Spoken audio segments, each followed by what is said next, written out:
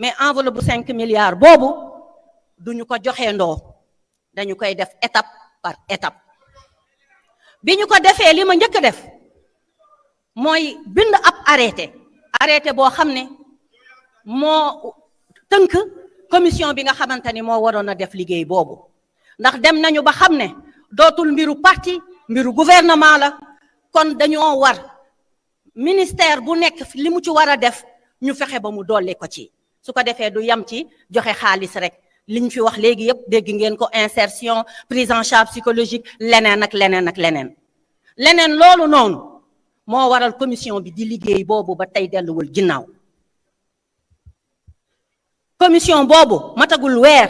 ci la ñu def atelier à Saly 3 fan la ñu tëju pour tënk li nga xamante ni moo desoon ci liggéey bi jox ma nag ay résultats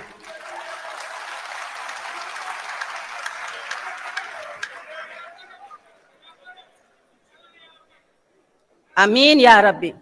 ndax ñun fayuk yàlla la ñuy wër ñun yàlla la ñuy xaar mu fay ñu loolu nag bi mu amee ma ne mënuma ci jàll te jaajëfaluma leen gàcce ngaa laa ma yéen les ex-détenus gàcce ngaa laa ma ñu ñàkk seen bakken seen famille yi di ci wax léegi madame Sarr bi muy wax ci turu jëkkëram sama xol fees na ñu leen di masaw je m'incline devant la mémoire des disparus di wax ne nag xeex bi jigéen moo ci njëkk a daanu comme ci diine l'islam muy Mariama Sagna mi nga xamante ne ñëpp xam nañ ci yan condition la ñu jëlee bakkanam mu metti woon lool ñu ciy topp justice ba léegi ndax dañu fas yéene yeggaliwaat encore malgré liñ ci wax kon nag dafay combat boo xam ne jigéen ñi dañ cee jouer rôle bu am solo xëy na góor ñi am nañu doole ak kattan mais jigéen ñi xaru nañu jigéen ñi tëdd nañu ñu leen di diri jigéen ñi ñëw nañu solu nuróole toog di ñaanal sunu président jigéen ñi dem nañu Masalikul Jinaan Touba Ñaseen fu ne dem nañ fa pour Ousmane Sonko mi mucc ndax boobu ñu ngi yàq turam di yàq taxawaayam naan jihadiste la naan terroriste la kon loolu nag moo tax ma bëggoon ngeen may ma delloo njukkal toutes les femmes qui se sont battues dans ce combat-là. ah di beral loxo nag les 17 Linguère ndax ñu ngi fi am na ñoo xam ne ñëwuñu waaye ñoom tamit foog naa ni bi ñuy déclenché 2021 lu bari ci ñoom la jóge woon ndax bañ ñu jàppee dugal ñu ci fourgonnette bi naan ñu ngi dóor jigéen ñi ñu ngi nangam am na ñu mu yëngal seen xol waaye di wax rek ni commission boobu liggéey bi mu def dafa ci am lu am solo loo xam ni bu ngeen ma dégloo rek di ngeen comprendre en fait réeroo moo am dañoo déggantewul moo tax ma ni ngeen baal ma àq pour xol yi jóg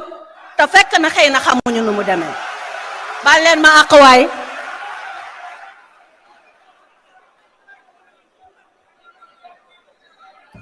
bi président de la république waxee ni 5 milliards dina ko teg muy enveloppe boo xam ne dañ koy jox ex-détenus yi ak famille victimes yi ak blessés yi ak ñi nga xam ne ay victimes lañu en règle générale parce que dañu bari ñun dañu tàmbali liggéey bi arrêté bi dafa génn commission bi daje ñu commencé dëgg la nag y a eu beaucoup de lenteur mais lenteur yi xam ngeen naka ngeen koy comprendre dafa fekk loo xamuloo ko c'était la première fois Sénégal dund lii mu dund métit bi ñu dund dans notre chair il fallait que gouvernement bi toog parce que bu doon ñun jëluñu pouvoir xëy na dañ doon continuer rek ci accompagnement bi mais après dañu jël pouvoir mu nekk loo xam ni lu bees la woon ci ñun mu war a ànd ak méthodologie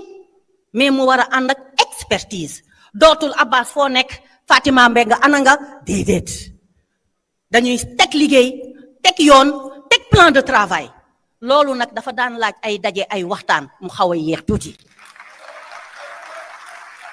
waaye ba mu tàmbalee mu amaat beneen problème boo xam ne dañ koo confronté ci liggéey bi muy problème mu crédit maanaam disponibilité des fonds parce que loolu doo ko wax doo dem ci rajo bi naan leen waaw président de joxe na nangam waaye ñu ngi xaar kon ñun ñoo mën de manière stoïque et c'est ça la force de Pastef nga xaar ba mu ñëw nga daal di tàmbali liggéey bi liggéey boobu nag xaalis ba it ñëwul d'un coup ndànk-ndànk la ñëw 1,2 milliard sur 5 milliards après am beneen 8 milliards bu dugg fii mu nekk nii may wax ak yéen xaalis bi ñu liggéeyee ba léegi nii suñ ko mënee wax xaalisu ministère de la famille de l'action sociale et des solidarités la maanaam xaalis bi nga xamante ne moom la ñu waroon a jox ñi feebar te yenn saa yi nekk ci yenn situation ci hôpitaux yi ñu ñuy woo ak ñi nekk ci jafe-jafe ak ñi bëgg a jàngi yenn saa yi seeni parents amuñu lu ñu leen fayale ak coono yi ngeen di gis yenn saa yi ñu koy daj ci àll bi di dem di fekk ji néew ji doole yi mais xaalis boobu dañoo mujj sàkk ci tàmbali liggéey bi pour que ndax boobu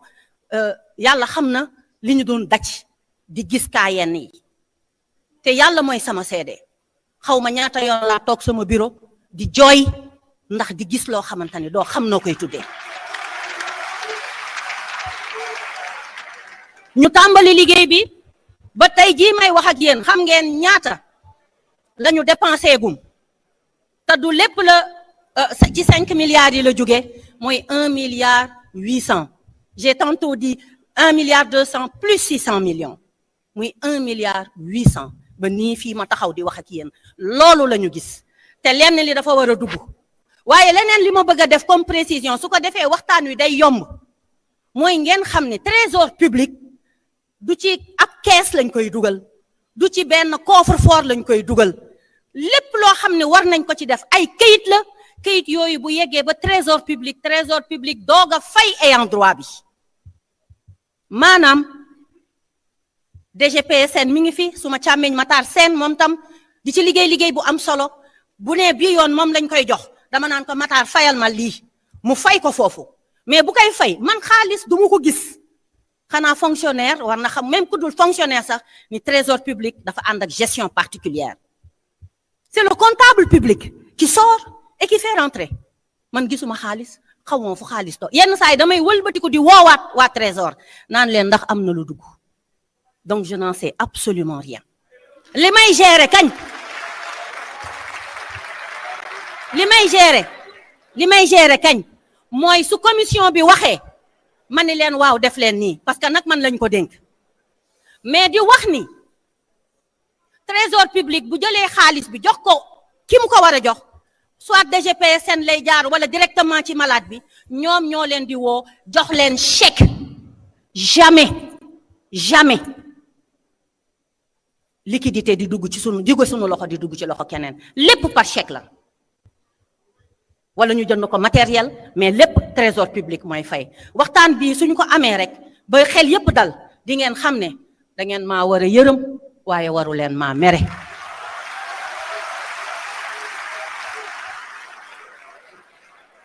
da ngeen maa war a yërëm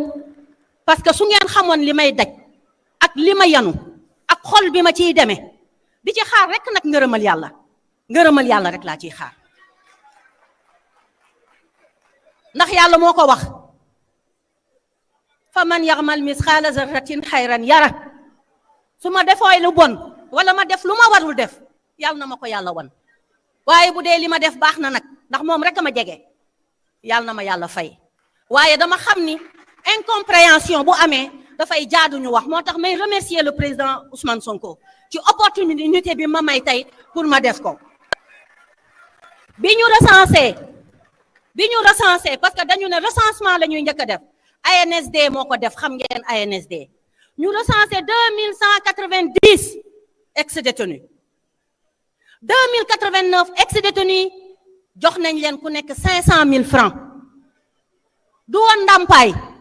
mais action de solidarité pour taxawu leen ñu siggiwaat tuuti loolu biñ ko defee ba pare beneen décision bu ñu jël ñu ne dañuy jox famille bu nekk 10 millions de francs muy 74 famille yooyu yëpp bi ñu waxtaanee ak ñoom dañu leen teg ci yoon ne leen nii ngeen di jotee seen xaalis man du maa ko liggéey commission bi moo ko liggéey bi ñu leen waxee loolu 30 familles fii may wax ak yéen jox nañ leen seen 10 millions 30 sur 74 waaye am na 7 yoo xam ni seen enquête def nañ ko contrôlé nañu gis nañ ne dañu ko war a jot semaine bii lañ ko waroon def ma ne leen bàyyi leen bii yoon ma fekkee ko ndax ma mën a waxtaan ak ñoom donc suba lañ koy def wala ginnaaw suba muy 37 familles am ñoo xam ne nag dañu feebar am ñoo xam ni dañu feebar seen conséquence su affaire bi ci seen kaw métti na il fallait ñu taxawu leen ñoo gën a indi sax déclenchement wu paiement yi parce que à un moment donné il fallait payer il fallait soulager il fallait est-ce que xool ngeen nit man may yaay yor juróomi bant nampal ndax mën naa xool kuy souffrir mënul nekk donc ñooñu nga xam ne dañu feebaroon biñ leen di jàppale ñooñu ñoo gën a déclencher mbir mi ñu ne kon duñu xaar ma woo sama DAGE ne ko est-ce qu'il y a quelque chose ci biir ligne aide et secours mu ne ma waaw ma woo Matar Sène woo bay di ñaaw mi nga xamante ni moo yore fonds de solidarité ku nekk ne ma am naa toogaay bu xaw a équilibré ma ne leen kon nañ leen doxal période boobu nag ñu bëri ngi jàmbat ñu bëri ngi wax ma comprendre leen parce que xam naa métit bi ngeen dund mais na ngeen xam ne lii ma wax fii mooy chiffres yi am mooy li ma wax mooy li am malades yi am na 283 malades yoo xam ne jël nañ leen en charge ñii fii ci réew mi am na ñoo xam ne sax yóbbu nañ leen bitim réew foog naa ni Cheikh Sourat mi taxaw fii buñ ko joxoon kàddu dina mën a wax Turquie la jógee te dafay dellu mois prochain keneen ak keneen noonu kon ñun suñu xamee ne cas bi am na fi rek dañ lay xëcc wax ak yow moo tax toujours dama koy wax ci samay waxtaan ñiy wax di kalaame di boole naan waaw ministère bi deful dara mais pourquoi duñu ñëw ci man wax ak man mu gën a yomb man ñu ñëw ci man laa wax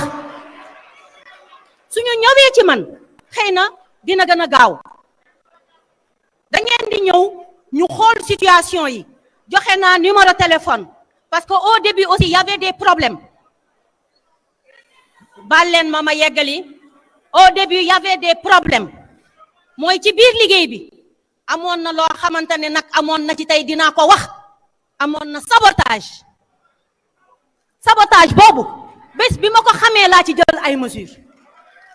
te sabotage boobu mooy ñi nga xam ne jàpp nañu ne waruñu leen a jox dara waruñu leen jox 500 000 mais famille yi aussi parce que nee nañu ñi dee ñoo rey seen bopp waaye ñii tamit dañ doon xeex ba am ndam tey waaye bi ma ko xamee ma jël ci matukaay yu mat sëkk personnellement maa créé comité ci sous comité di woo nit ñi di wax ak ñoom kon ku am cas boo xam ne war nga koo faj am na ñoo xam ne xam nañu fi ñuy jaar pour wax ak man wax leen ma ko rek ba ma yëg ko foog naa ni nag leneen li ci des mooy ñu wax ni 1634 ex-détenus defal nañ leen enquête boobu c'était pour voir léegi bu ñu paree faj ñi mën a faju ak ñi nga xamante ne xëy na dañ leen di gunge rek ndax am na métit yoo xam ne vraiment loo leen faj conséquences yi dafa nekk ci ñoom bu baax a baax ñooñu da nga leen di gunge di leen jàppale foog naa Khadija Diagne mi ñu tudd léegi fii waa Touba barki démb xëy na waxu leen ko waaye maa ngi doon waxtaan ak moom ak ñeneen ñoo xam ne ñu ci bëri ñu fi tudd maa ngi dégganteeg ñoom pourtant mais di wax ni léegi lenn rek laa bëgg ñu retenir ko mooy en attendant ñu yeggali parce que ñun nag dañoo am combat boobu mooy libérer le Sénégal combat boobu balaa ñu fay mën a yegg foog ñu ànd juboo nekk benn say bu ñu nekkee benn say di yëggateendoo di tegandoo loolu laa gis moo tax ma ni ñi ñu recensé les 1634 dañu ne ñii est-ce que dañ leen di dugal parce que bu dee fonction publique commission bi mi ngi ci biir dañ leen di dugal ci biir fonction publique ñii dañ leen di utal ay bourse ñu dem jàngi ñii dañ leen di lebal xaalis ñu inséré wu ñii dañ leen di yóbbu ci agriculture ku nekk li nga wax ni moom nga bëgg dañ ko noté def ko rapport te rapport boobu jox naa ko le premier ministre Ousmane Sonko léegi nii fi ma toog maa ngi xoolaat dossier yi y'a 28 enseignants yoo xam ne dugalaat nañ leen ci loolu la jaar ci biir enseignement am na agriculture monsieur le ministre Mabouba Diagne jox na ma nombre ñi nga xamante ne nee na dina leen boole ci projet boo xam ne dinañ leen jàppale sunu mag Aïda Mbodj a ngi nii toog yore DER interpellé nañ ko ci te am na liggéey boo xam ne mi ngi ko ciy pare. ak kan moo ci desati encore léegi nii Moustapha Njekk Sare mi ngi may xamal ni moom tamit tubaarkàlla macha allah dossier yi mu yor yëpp pour formation bi dina ko ci def. Abbas Fall nee na ma soxla naa 300 jeunes yoo xam ne dinañu leen yóbbu ci ay chantier pour infrastructure yi ñu war a defar ci réew mi ñoom ñoo fay dem di fa liggéey. kon nag alhamdulillah alhamdulillahi rabbil alamin alhamdulillah ala kulli al li ko PM waxee léegi lu mu métti métti nañu ànd ak sunu sago dafa baax ci doomu aadama parce que nag léegi pour dem ci projet bi tëjee foofu loolu laa leen di dénk mooy bi ñuy xeex 2014 dafa am lu ko waraloon ba 2024 ñu jël pouvoir boobu dafa am fu ñu bëgg yóbbu ko 2050 du tax ñu jóge ci pouvoir bii Seydina Ousmane moo ko wax de nee na 2050 du ñu fi jóge léegi kon lan moo ci des nañu ko dooleel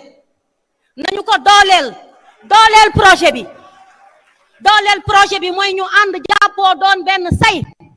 te xam ni waxuma la Sénégal mais monsieur le Premier ministre l'Afrique a besoin de toi. ñaata yoon lañu toog ci bureau di waxtaan ci li nga xamante ne mooy les États-Unis d'Afrique parce que sunu souveraineté foofu lañ ko war a jëlee sunu souveraineté dafa am fu mu war a jaar. Nous voulons une Afrique debout, une Afrique unie avec un homme comme Seydina Ousmane Sonko. moo tax dama leen di jaajëfal di leen baaluwaat ak pour ñi ci amul li leen neex waaye di leen wax ni moom li mu bëgg bu sottee Sénégal bu neex a neex la ñuy am. moo tax ma naan ko oye oyaye biye jambe diala kaza fonin kelun tole pareta Sénégal Sonko binala.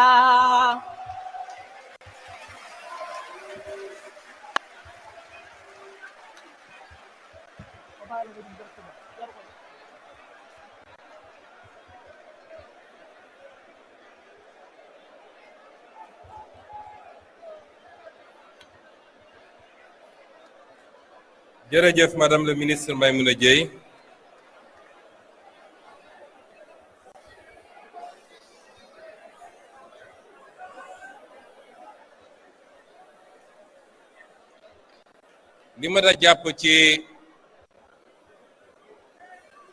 li mat a jàpp ci Maïmouna Dièye li mu wax fii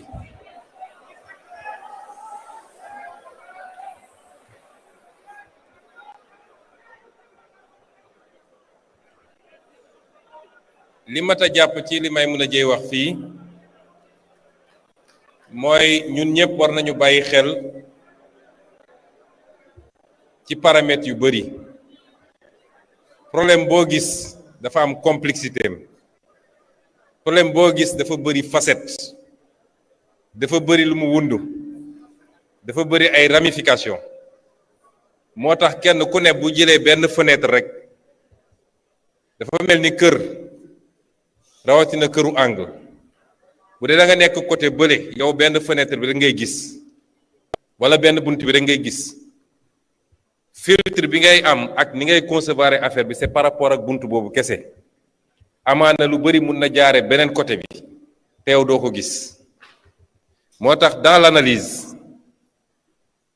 li ci ëpp solo mooy ñu wóoluwante parce que it xeex politique combat wu conviction yàgg na am Sénégal démarré wul ak ñun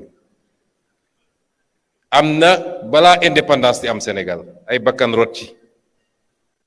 am na dès les premières heures de l'indépendance ay bakkan rot ci ay xeex yu métti am na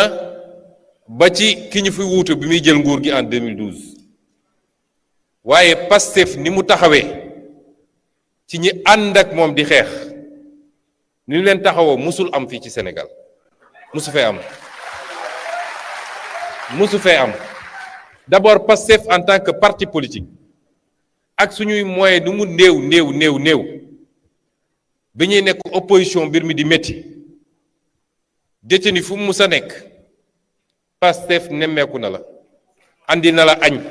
andi na la reer faj na la seeti na say mbokk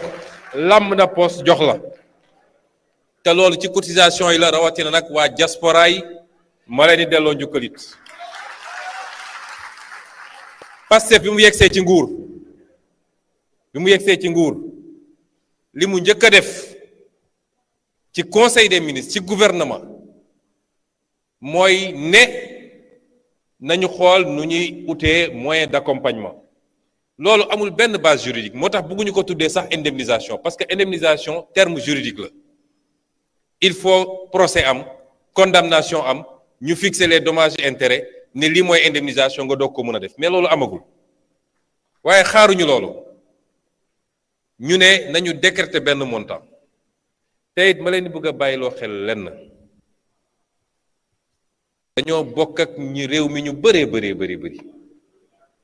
nañu moytu ñu jéppi ñu ci waxu xaalis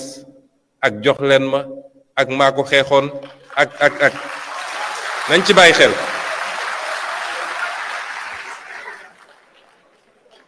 dañ ko def biñ ko defee opposition ak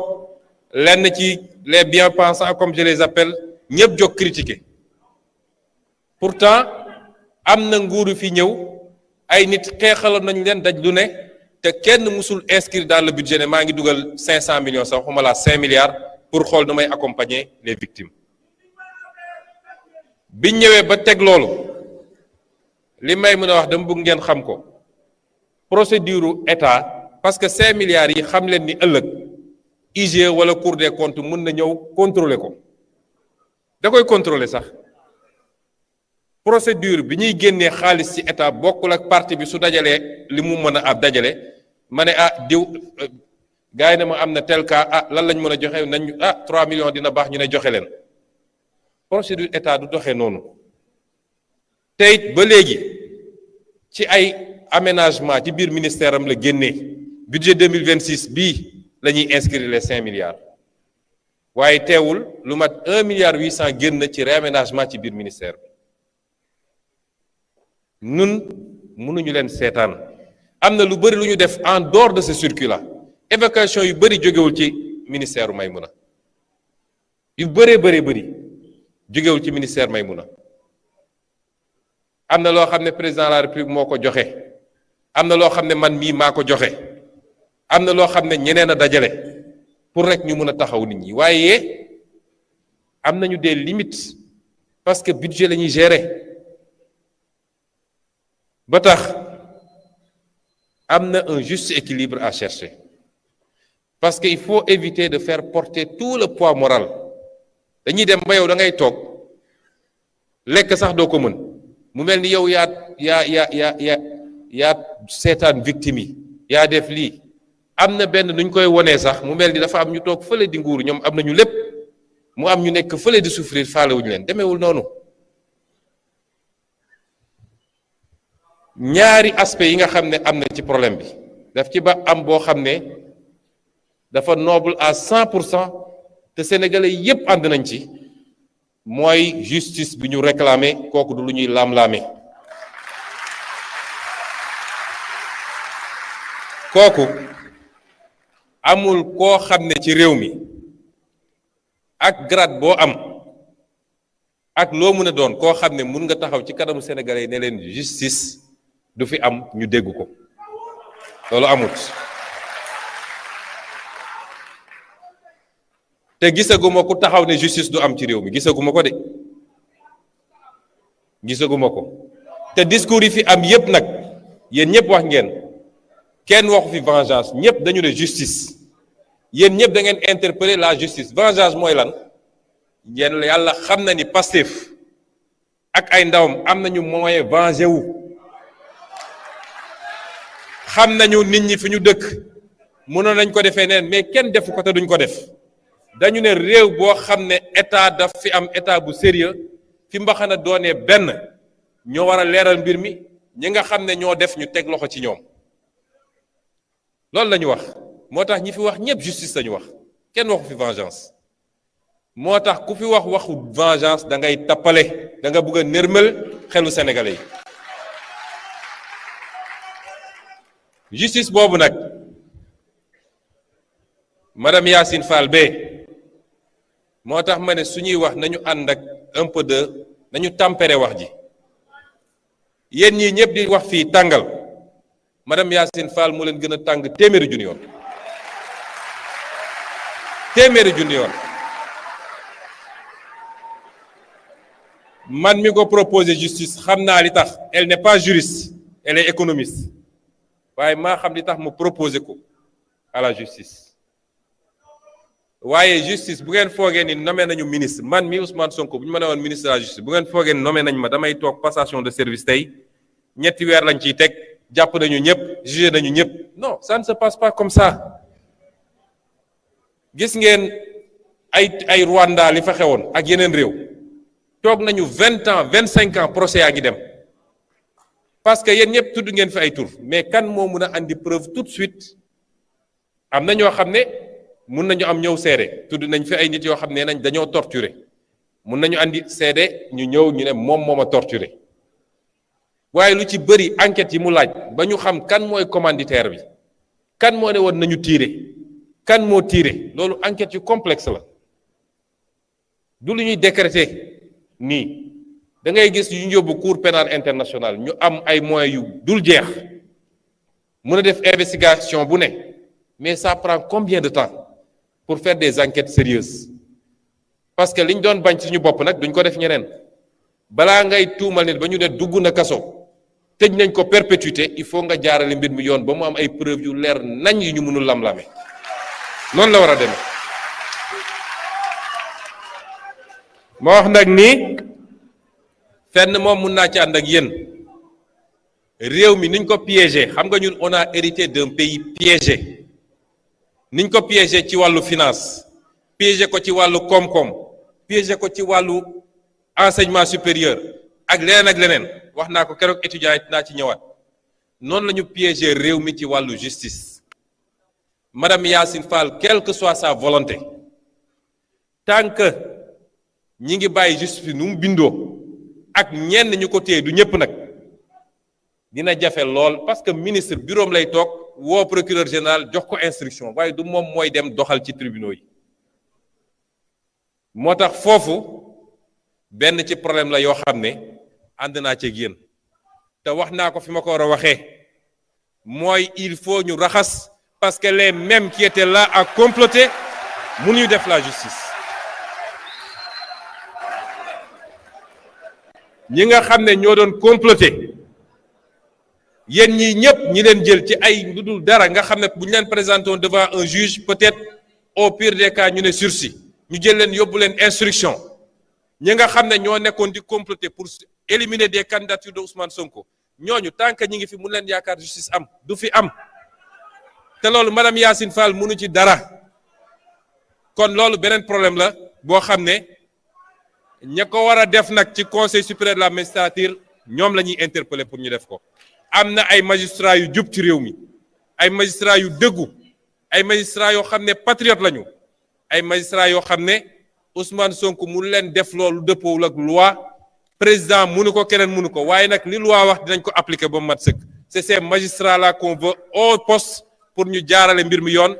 muy ñu dëpp keesu réew mi muy ñu rey xale yi muy ñu torturer on a besoin d'une justice avec des magistrats sérieux pour mun a am justice boobu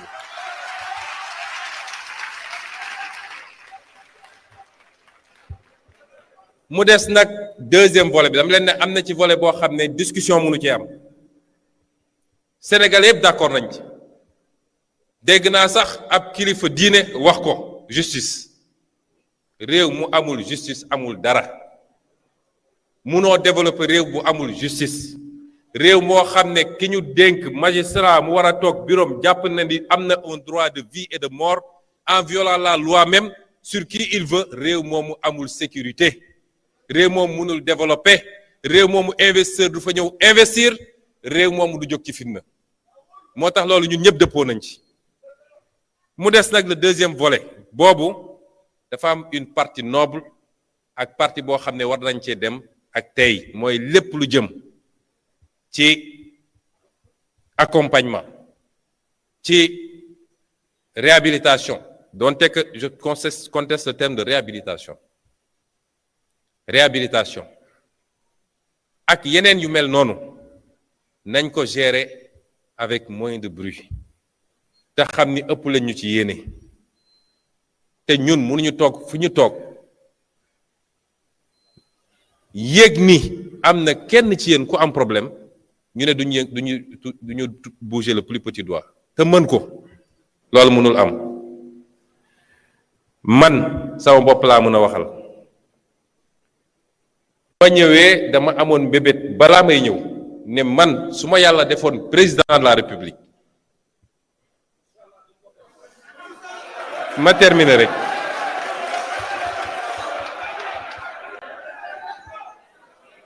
terminer rek boobu maa nga ci opposition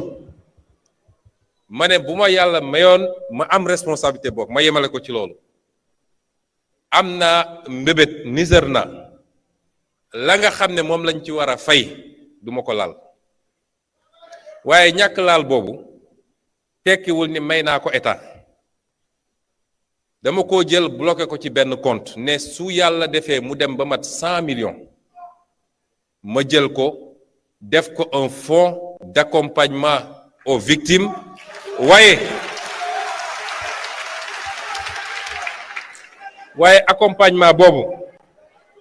accompagnement boobu du accompagnement social pour accompagner ñi nga xam ne dañoo bëgg a entreprendre dañoo bëgg a def activité mu doon benn fonds boo xam ne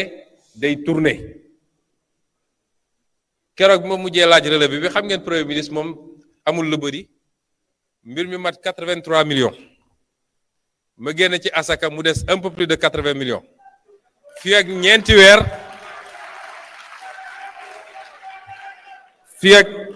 ñeenti weer incha allah gëm naa ni dina mat wala juróomi weer gën saagu dina mat 100 millions yi bu boobaa nag dinaa woo sénégalais yépp te xam naa ni ma ko annoncé tey balaa guddi nu am ñu bari ñu ma woo ne bëgg naa ci dugal temps loolu xam naa ko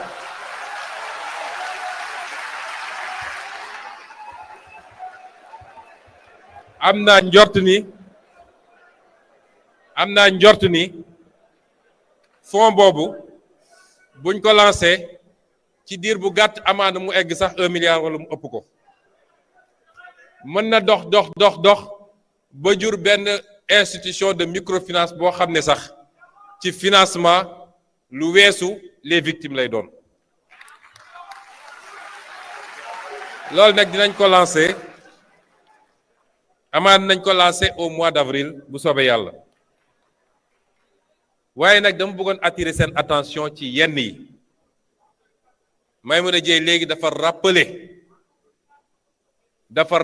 parce que ñun dafa am lu ñu woote woon ak fi ñu bëgg a jëm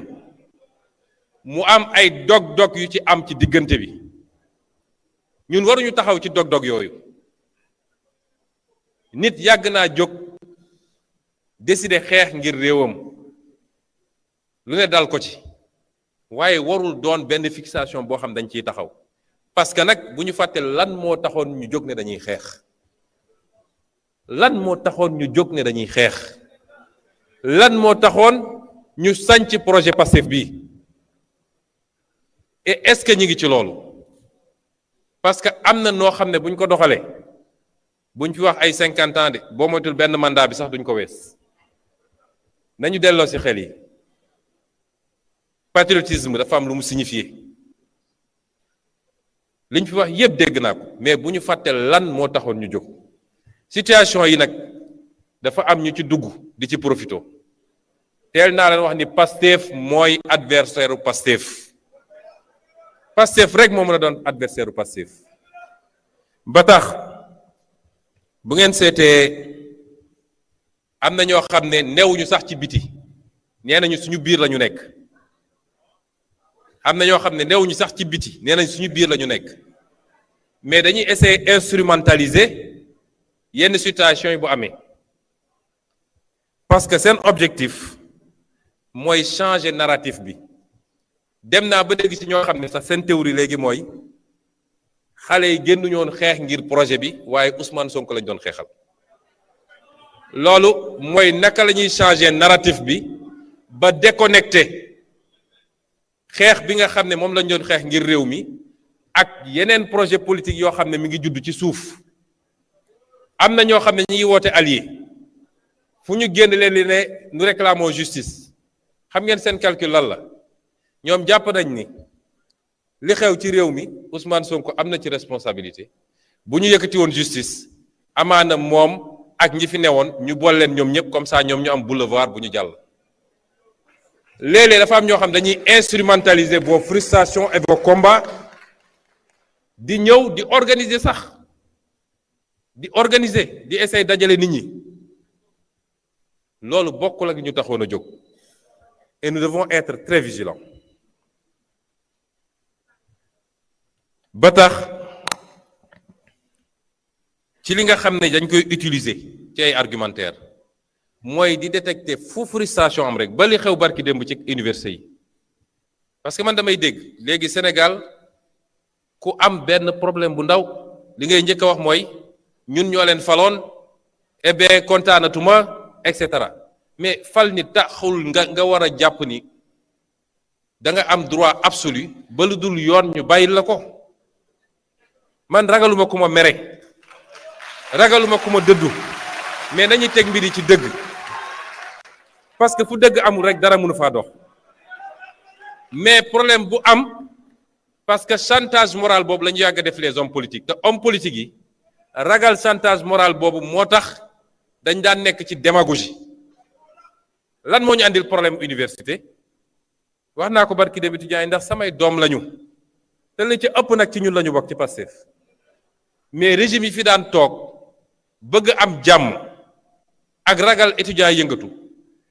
saa yu étudiants yi ne lii ñoom xam nañ ni ça c'est pas soutenable mais dañuy gaaw nangu pour am jàmm. dañuy dem ba egg benn point boo xam ne ils sont obligés de s'endetter pour pouvoir faire face à ces responsabilités-là ñun bokkuñu ci ñiy gouverner noonu loolu du gouvernance parce que bu ñu ko continuer réew mi xëy rek imploser mooy li ñu gis nii la dette cachée parce que da ngay obligé bëgg lu neex nit ñi ba def lu ëpp mais da nga koy nëbb parce que boo ko wonee njaaxum am. nañu dellu si aux fondamentaux tabax réew du caaxaan ñun mënoon nañu def li ñëpp doon def mënoon nañu bañ a wax li ñu fekk fii ci réew mi bu boobaa tey dañ naan 74% de taux d'endettement la ñoom ku ñu tàllal loxo mu lebal ñu dañuy xëy rek ñu ne réew mi am na 200% ou 300% de taux d'endettement cessation de paiement le pays est en défaut ces enjeux structurels là il faut que ñu comprendre ko. dans 3 ans élection dina am ku jàpp ni dëgg bi ñu teg ci réew mi woote effort national parce que dañu woote effort national ban réew moo tabaxu sans effort man gisaguma ko kenn ku nekk ci yéen guddi balaa muy tëdd na dugg YouTube mu xool révolution chinoise mu xool exemple Corée mu xool exemple Japon mu xool feneen ak feneen di nga xam ni ñii tey ñu naan ñu leen di jox exemple nan développé nañu ba ci ki waa ji li mu tudd léegi révolution française bu ñu la waxee fi ñu jaar ils ont sué le sang a coulé ils ont souffert des millions de morts famine am na fa parce que il fallait mu am une génération et rappelez-vous ce que je vous disais quand on était dans l'opposition il faut une masse critique de Sénégalais conscients ñu xam ni dañu war a ñefe pour que dans 10 ans ñu commencé gis dans 5 ans 10 ans ñu commencé gis les fruits de ces efforts-là mais que surtout nos enfants et nos petits-enfants trouvent notre Sénégal et pour cela il faut que ñun ñëpp ñu échapper à la tyrannie de l'argent du matériel et du joni il faut que ñu échapper à ça ba suñu biir l'un des principaux problèmes bi ñu am ba suñu biir ba ñi nga xam ne ñoo am des responsabilités bu ñu moytul dina am yu commencé feeñ parce que kenn ku nekk jàpp na ni pour des calculs politiques il faut ma waajal sam bopp te pour ma waajal sam bopp il faut ma am xaalis Pastef musul dajale ay milliards di ko jox sénégalais pour ñu woteel ko sénégalais li ñuy xaar ci ñun du loolu te ku ko def it fi nga koy jëlee xam nañ ko ci ay marché nga koy jëlee ci ay corruption nga koy jëlee ci ay dessous de table nga koy jëlee mais amoo ko sa salaire mayu la ko te donnoo ko il faut désintéressement am suñu bëggee tabax réew mi kenn ku ne li la yàlla wërsëgal nga xam ni lii la te continuer góorgóorlu nag pour am plus te ñu xam ni milliardaire poste responsabilité mënul def nit millionnaire waxuma laa milliardaire ndax lañ lay fay boo ci jëlee li ngay lekk ak li ngay sol jàppale ci say waayjur boo dencee 200 000 ci banque bi bëri na nañu moytu tombe ci piège yu ni ñu fi jëlee moo tax les débats sur le matériel sur l'argent nañ ko def avec beaucoup de pudeur conviction dafa am solo la nga doon wax démb ak barki démb nga egsi nga continuer ci lii xew nag am na yoo xam ne fii du waxam tey Pastef fera face à tous les défis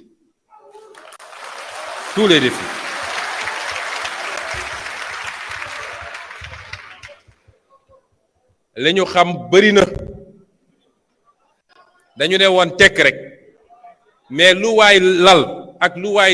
préparé xam nañ ko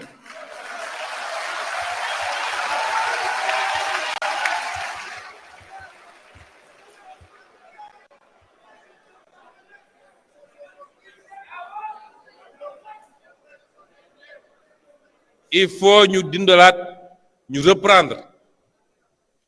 parce que ñaari piège wa ñett yi nee naa ni yàlla piège des calculs politiques quand on est arrivé au pouvoir te jaru ko woon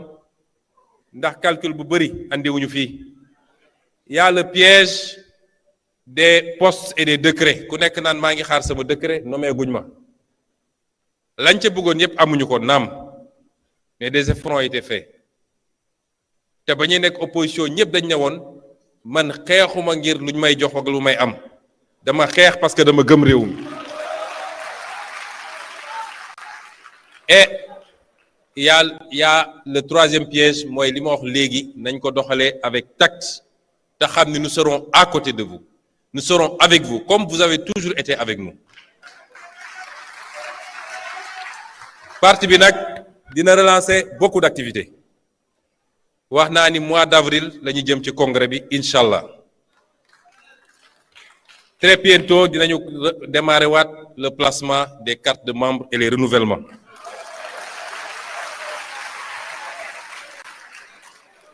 dinañu jublu it naa reprendre aussi les tournées nationales département bu ne loolu nag waa département yi ñoo koy organiser barki démb l'honorable député Ismaïla Diallo nee na Koungheul pare na wala Guinguinéo donc xam naa ni fa la ñuy démarrer département bu ne dinaa ñëw ànd ak yéen ñaari fan wala ñetti fan su mu nee nekk ñu suyene département bi nemmeeku waxtaan gën a defaraat taxawaay bi jublu ci li ñu war a jublu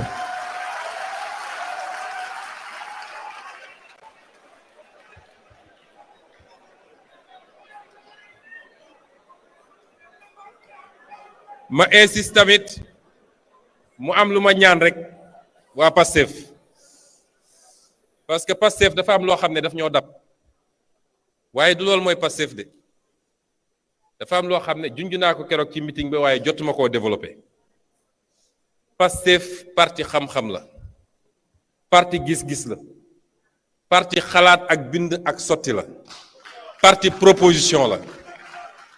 bi ñu créé parti bi 2014 ba keroog bi ñuy andil problème 2021 ci téere yi ñu bind ci suñu taxawaay assemblée ci conférence yi ñu def ci émission yi ñu def Pastef moo fi imposer le débat problématique sur les ressources naturelles sur la fiscalité sur les finances publiques sur les politiques publiques agriculture santé etc. keroog bi ñu taxawee assemblée nationale ak bi ñu démarré politique le débat yi commencé nekk des débats boo xam ne chauffeur taxi bi dina ko xam di ci wax mareyeur bi dina ko wax étudiant bi dina ko wax kenn c'est ça Pastef il faut jamais oublier ça ñee ñu fi jëlee nag ils veulent nous tirer vers le bas te loolu nag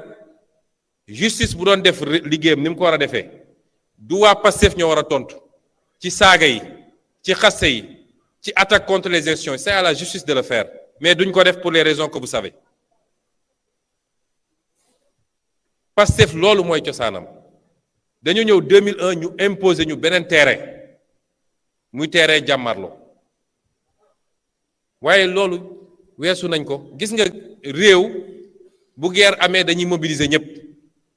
professeur d'université bi médecin bi avocat bi ñëpp dañu leen di mobiliser ñu dem au front mais bu mbir mi jeexee avocat bi day dellu baro médecin bi dellu faji ji bu dee yàlla may na ko mu mucc professeur d'université dem jàngale ji jeune bi suspendre étude am dem étudier ji il faut ñu xam ni la parenthèse 2022 2021 2024 xam ngeen lu ci des mooy réparation yeeg justice beeg ñoom seen mais su loolu weesoo c'est une parenthèse bu ñu war a teg fële or certains d'entre nous sont encore figés dans cette parenthèse là 2050 moo war a doon léegi suñu vision suñu objectif ñu jublu ci loolu ba tax dama bëgg waa Pastef ñun ñëpp ñu dellu ci loolu bañ a topp ñi nga xam ne seen gémmiñ nàcc na ba pare ñoom dañoo jàkkaarloog ñoom xeex bi métti woon lool yàlla may ñu yëkkati leen ba ci kaw ne leen rëpp ci suuf fañe ne ci suuf nag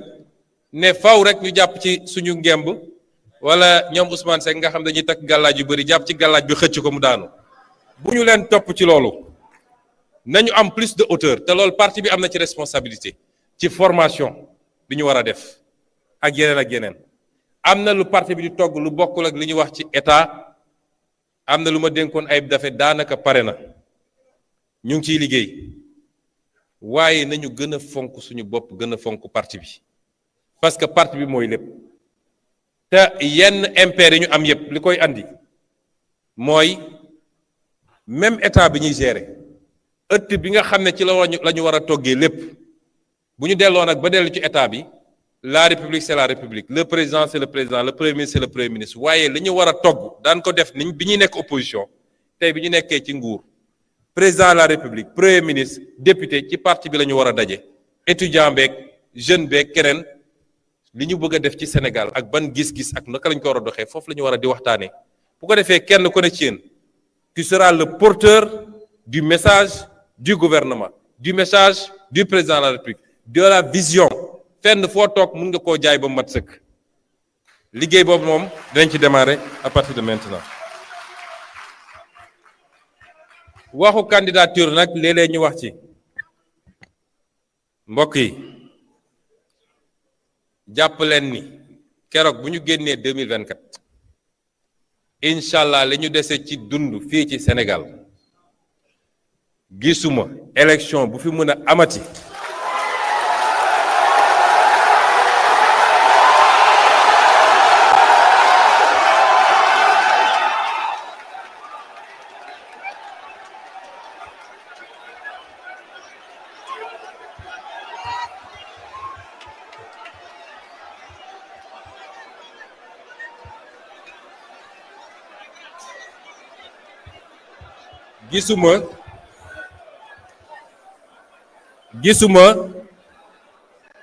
gisuma élection bu fi mun a amati muy élection locale législative présidentielle su ma ci bokkul maa bëggut a bokk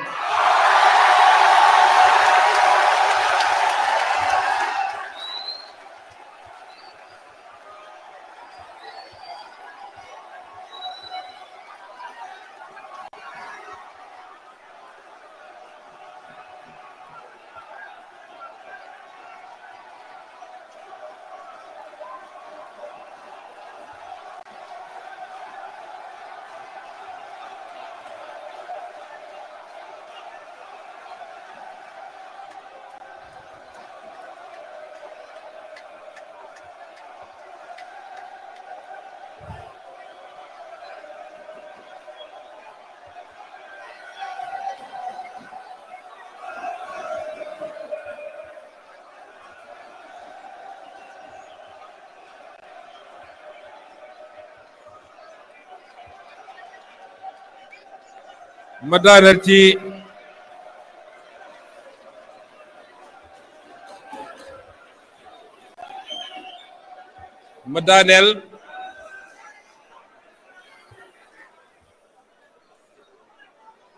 li ma leen wax nii téere la téere leen ko tey élection bu amati Sénégal incha rabbi bu ci Ousmane Sonko bokkul moom moo choisir librement mais je ne veux pas être candidat bu soobee yàlla.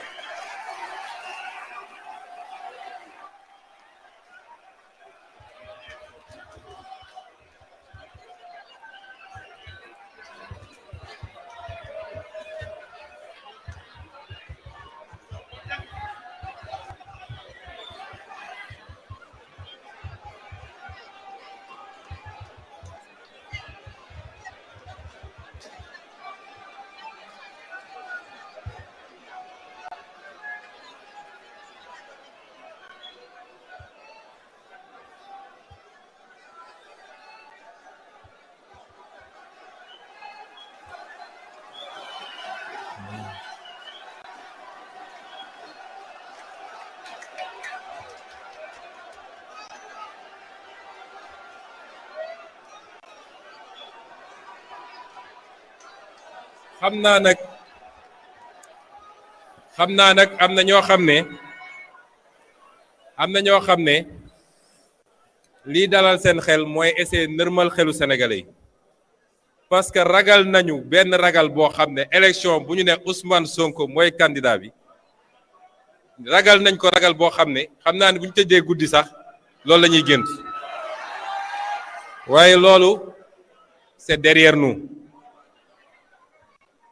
may terminer nag waxtaan bi ci le petit discours que je vais faire en langue française parce que dañuy déglu fu ne léeg-léeg bu leen fàtte ni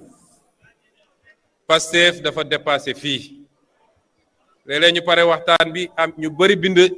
même ci page commentaire Facebook yi ne ah ñun ñu nekk dëkk sàngam de yéen olof rek ngeen di làkk moo tax baax na léeg-léeg surtout lu waral bés bi ñu wax ko ci tubaab ñëpp dégg ko. Chers compatriotes, frères et sœurs de douleur et d'espérance, familles endeuillées dont le cœur saigne encore, anciens détenus politiques dont l'esprit n'a jamais été capturé, blessés courageux qui portaient dans votre chair la vérité de notre histoire. Aujourd'hui, je ne vous parle pas seulement comme président de PASTEF, encore moins comme Premier ministre. Je me tiens devant vous comme un frère marqué, façonné par les mêmes larmes, les mêmes injustices, le même rêve brisé et reconstruit. Nous sommes réunis pour honorer ceux qui ne reviendront plus, ceux dont les rires ont été étouffés par la brutalité d'un système qui a voulu écraser un peuple debout. Le Sénégal se souvient, le prix de notre liberté. Aujourd'hui, le Sénégal s'arrête. Le Sénégal se recueille. Le Sénégal se souvient. Nous nous souvenons de chaque visage, de chaque nom, de chaque vie interrompue ou brisée. Ces jeunes, ces étudiants, ces citoyens ordinaires sont sortis dans les rues, non pas par violence, mais par amour viscéral pour leur pays et par refus absolu de l'injustice. Leur seule arme était leur droit, leur seul bouclier était la Constitution. Aux familles des martyrs, chères mères, chers pères, frères et sœurs éplorés, la nation tout entière partage votre douleur. Vos enfants ne sont pas des statistiques, ce sont des héros. Leur courage a ébranlé les murs de l'oppression. La dignité, face à la répression, a ouvert la voie au changement historique que nous vivons. Leur don de soi ultime pour la patrie est notre dette éternelle. Votre enfant n'est pas mort pour rien. Il a été victime d'un système qui a choisi la répression au lieu du dialogue. La justice, la vraie, viendra. L'État veillera à ce que chaque responsabilité soit établie, que chaque dossier soit élucidé. Nous vous devons la vérité. Nous vous devons un pays digne du sacrifice de vos enfants. Aux anciens détenus politiques et aux blessés, à vous qui revenez des ténèbres, À vous dont le corps raconte l'histoire mieux que n'importe quel commentaire. Vos cicatrices sont des décorations nationales. Votre dignité dans l'abîme a guidé tout un peuple vers la libération, vers un nouveau souffle. Vous êtes les drapeaux vivants de la résistance sénégalaise. Pastef, du cri du peuple au choix du peuple. Pastef n'est pas né dans un bureau climatisé pour une ambition politicienne. Pastef est né d'un cri.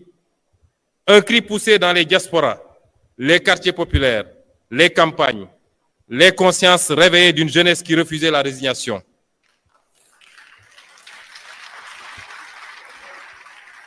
Notre mouvement a grandi porté par une idée simple mais révolutionnaire, celle de démarchandiser la politique et de construire un Sénégal gouverné par et pour ses fils et ses filles selon des principes intangibles de travail,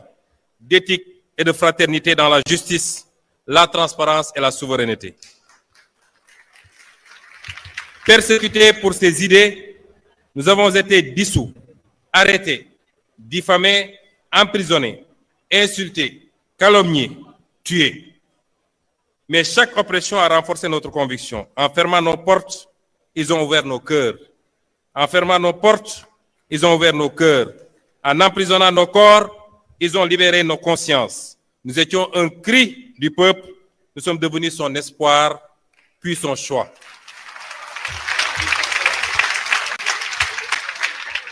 Mon engagement est né d'un serment ancien. Ne jamais supporter l'injustice. Ancien inspecteur des impôts et domaines, j'ai vu des mains vendre la patrie. J'ai vu la trahison des élites. Ce jour-là, j'ai fait le choix. Celui de ne jamais détourner le regard. Celui de ne jamais me soumettre. Ce serment m'a mené vers le syndicalisme, puis vers la politique, puis vers vous, puis vers la radiation, puis vers la persécution et les brimades, puis vers les tribunaux, puis vers la prison, puis enfin au pouvoir. Comme nos martyrs et comme tous ceux qui sont ici, j'ai connu la cellule, la disqualification, la diffamation, la faim extrême, mais je n'ai jamais cédé car ma force venait de vous.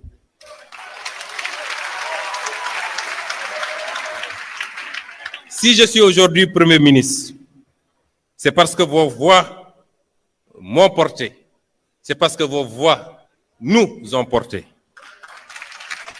Parce que vous avez refusé d'abandonner. Et je ne suis pas votre chef. Je suis votre mandataire. La main qui signe est votre main. La voix qui parle est votre voix collective.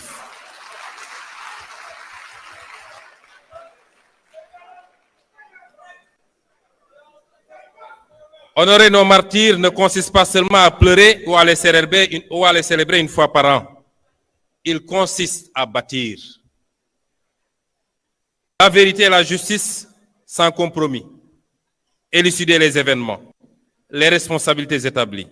la page de l'impunité tournée. Aucun nom ne soit oublié. Aucun dossier ne soit enterré. La construction d'un État juste. Réformer les institutions en profondeur pour qu'elles servent les citoyens, non des intérêts particuliers. Et l'économie de la dignité. Mettre en œuvre le projet économique de PASTEF par la création d'emplois, l'industrialisation, la valorisation de nos ressources pour le peuple, nos richesses financent notre avenir, nos écoles, nos hôpitaux.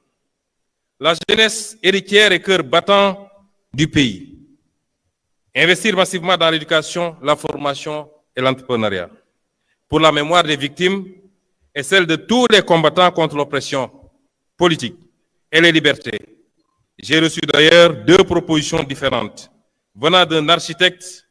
et d'un homme de culture, tous 2 Sénégalais, l'une pour l'érection d'un mémorial des victimes, l'autre, plus large encore, pour l'édification d'un panthéon de la démocratie sénégalaise qui, plus qu'un simple hommage, serait un acte fondateur. Une manière de dire que notre République ne tolérera jamais plus que des citoyens tombent pour avoir simplement exprimé leurs convictions. Car honorer les martyrs de la démocratie, c'est affirmer que le Sénégal veut demeurer fidèle à sa devise. Il nous faut protéger cette révolution. L'un des intervenants l'a dit ici. Il porte exactement le nom de mon homonyme. Il l'a dit. La révolution vient de commencer. Et toute révolution connaît des soubresauts à ses débuts. Toute révolution connaît ses plus gros risques à ses débuts. Et c'est maintenant qu'il nous faut être vigilants. Chacun d'entre nous, vous, ceux qui se sont battus, quelle que soit leur fonction dans le parti, leur grade, les citoyens lambda qui ne sont même pas membres du parti, mais qui ont cru à ce discours de Pastef les Patriotes. Nous avons tous à protéger la révolution du 24 mars, qui n'a pas démarré le 24 mars, mais qui ne s'est pas achevé surtout le 24 mars. Le plus grand danger qui nous guette aujourd'hui n'est plus la répression d'hier. Le plus grand danger qui nous guette, c'est l'oubli. C'est l'endormissement. Nous n'avons pas le droit de dormir. Nous n'avons pas le droit de trahir la mémoire des nôtres, particulièrement ceux qui nous ont quittés. Je lance donc un ordre. Je me permets aujourd'hui, pour la première fois, de lancer un ordre. L'ordre du devoir sacré à la grande famille patriotique. Cet ordre, c'est de consolider la grande armée civique de Pastef avec l'objectif d'1 million d'adhérents actifs en fin 2026. Chaque carte est un engagement pour la démocratie, pour la liberté et pour la réussite du projet. Cet ordre, c'est la vitalisation de 10 000 cellules de Pastef et de vigilance citoyenne dans chaque quartier, chaque village. Soyez les sentinelles de l'éthique, de la bonne gouvernance et de la souveraineté. Cet ordre, c'est de redynamiser un mouvement de service, ce qui fait notre ADN. Reprenons les camps de dons de sang. Que le sang versé soit remplacé par le sang donné pour la vie. C'est de reprendre les opérations de nettoyage des places publiques, soutien scolaire gratuit, solidarité active. Soyons en permanence au service des populations. Restez solidaires du parti Pastef les Patriotes dans le don de soi pour la patrie. Chers camarades ou chers frères, un pouvoir qui oublie sa base se perd.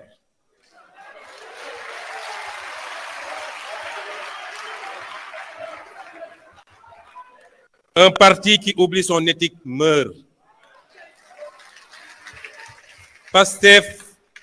doit rester la conscience vivante de la nation, une référence en Afrique par la force de ses idées et l'exemplarité de son action. Pour cela, nous nous appuierons sur les valeurs qui sont notre ciment, la fraternité, la solidarité, le travail acharné et une éthique inébranlable. Chers frères et sœurs, je le dis devant l'histoire, les martyrs ne sont pas derrière nous, ils marchent devant. Je sens leur souffle ici, je sens leur regard peser sur nos épaules. C'est devant eux, devant vous, devant notre conscience collective que je prends ce serment. Nous n'échouerons pas.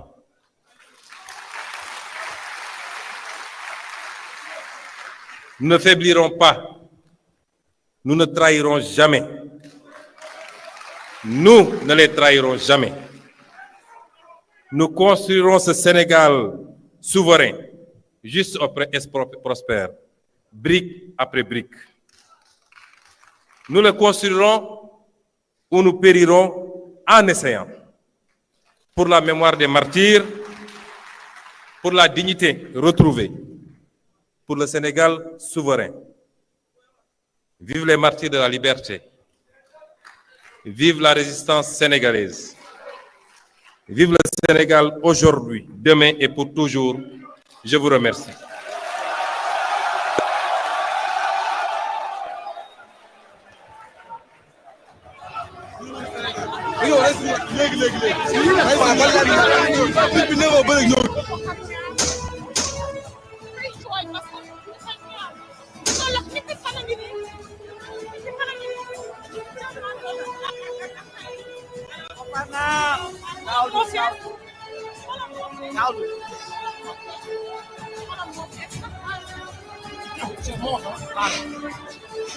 jàmm parce que loolu tamit war nañ leen ni duñu seen ay ennemis dañu ñëw pour régler situation. Ndakaaru ba Ziguinchor askan wépp a ngi fàttali ndax fàtte xaju fa ana njéggal te justice amul ndax jàmm jógis yoon na ko lan ñii ci ñàkk seen bakkan deret yii ci tuuru ngir xeex nooteel yi woon askan wu taxaw ngir dog ñu jeng yi ñoom ñii ñoo joxe seen bakkan ngir askanu Sénégal siggi faw ñu dellu siggil leen xeex ngir yoon àtte dëgg fàttali àddina ni sañ-sañ ak ngor ak moom sa bopp dees ko yelwaan des koy xeex